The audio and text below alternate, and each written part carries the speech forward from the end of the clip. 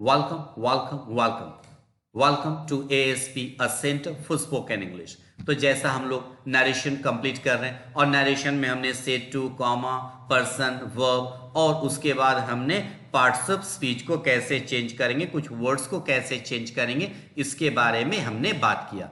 आज हम बात करेंगे पूरे लिस्ट के बारे में। अगो और बिफोर के बारे में हमने मीनिंग को समझा था इसके पहले। आज हम पूरे लिस्ट के बारे में बात करेंगे, कैसे चेंज करेंगे पार्ट्स ऑफ स्पीच को। तो सबसे पहला नियम, पार्ट्स ऑफ स्पीच टाइम या प्लेस से रिलेटेड, मेनली हमेशा नहीं, मेनली टाइम और प्लेस से रिलेटेड होता है, और भी कुछ अलग से वर्ड्स हो सकते हैं। सबसे पहले दिमाग में यह रखना है कि नजदीक वाले शब्दों को दूर वाले शब्दों में चेंज करते हैं। Nearest words will be changed into farthest ones. Nearest, नजदीक वाले जो हैं उनको दूर वाले शब्दों में चेंज करना पड़ेगा। सबसे पहले टाइम के कुछ एग्जांपल्स को देखते हैं। Now, today, tonight, yesterday, tomorrow, ago. कैसे चेंज करेंगे? अब दूर वाला हो गया तब, now will be converted into then. Now, then. Today, आज।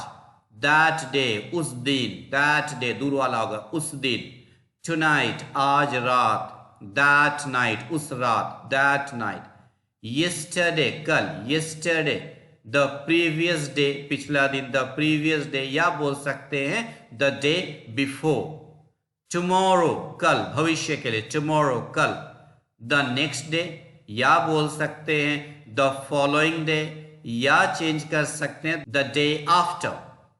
अगो will be converted into before. जो हमने अगो और बिफोर के बारे में इसके पहले बात किया, मीनिंग को अच्छे से समझे, क्यों बिफोर में चेंज होगा वो आपको पता चल जाएगा। Ago will be converted into before. अगर आप पास्ट से पास्ट की तुलना, जनरली नरेशन में पास्ट की चीजों को, मींस पास्ट में किसी ने कुछ कहा तो पास्ट से पास्ट की तुलना आप कर रहे हैं, इसलिए अगो को बिफोर में कन्वर्ट करते हैं। पास्ट से पास्ट की तुलना जब हम करेंगे तो बिफोर का यूज करते हैं, अगो का नहीं। अगो केवल प्रेजेंट से तुलना कर रहे हैं तब बोला जाता। और अगर प्लेस के बारे में देखें, here, at this place, this. Here will be converted into their.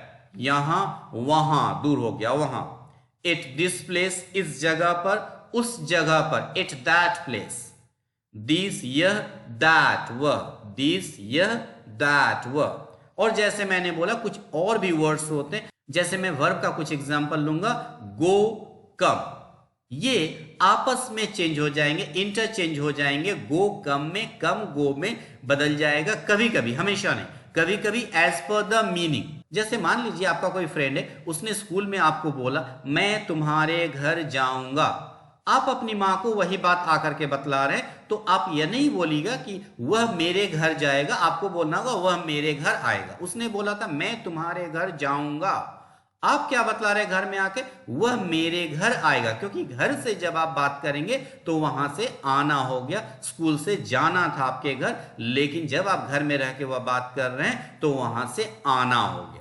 तो आराम से आप समझ सकते हैं, मीनिंग के हिसाब से इसे चेंज करना है। लेकिन जो भी यहां चार्ट दिखलाया गया, हम समझते हैं कि यह कोई रूल्स एंड रेगुलेशन से इसे याद कर लेना, हमेशा चेंज करना ही पड़ेगा, ऐसा बिल्कुल नहीं है। Meaning is the most important thing. Meaning सबसे ज्यादा इंपॉर्टेंट चीज अगर कोई मानी जाती है लैंग्वेज में तो वह मीनिंग है। जैसे मान लीजिए हियर का एग्जाम्पल लिया गया।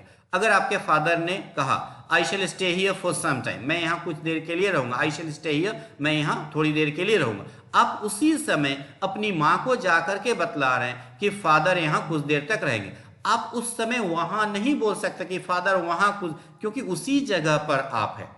लेकिन अगर आपके फादर ने बोला I shall stay here for some time, घर पर रह करके आपके फादर ने बोला कि मैं यहां कुछ देर रहूंगा, अब स्कूल में जाकर के अपने फ्रेंड को आप बोल रहे हैं, तब वहां से आपका देर हो गया, तब आप हियर का यूज नहीं कर सकते। क्योंकि स्कूल में जाकर के वही चीज आप बतला रहे हैं कि मेरे फादर ने मुझे ऐसा कहा, तो वहां पर आप अगर हियर का यूज करेंगे तो स्कूल की बात हो गई, तो स्कूल की बात नहीं कर रहे हैं, आप घर की बात कर रहे हैं, तो वहां पर देर हो गया। तो आपको चेंज कहां करना है, नहीं करना है, जनरली यह चेंज होगा, लेकिन जरूरी नहीं है कि हमेशा यह चेंज होगा ही। Meaning is the most important part.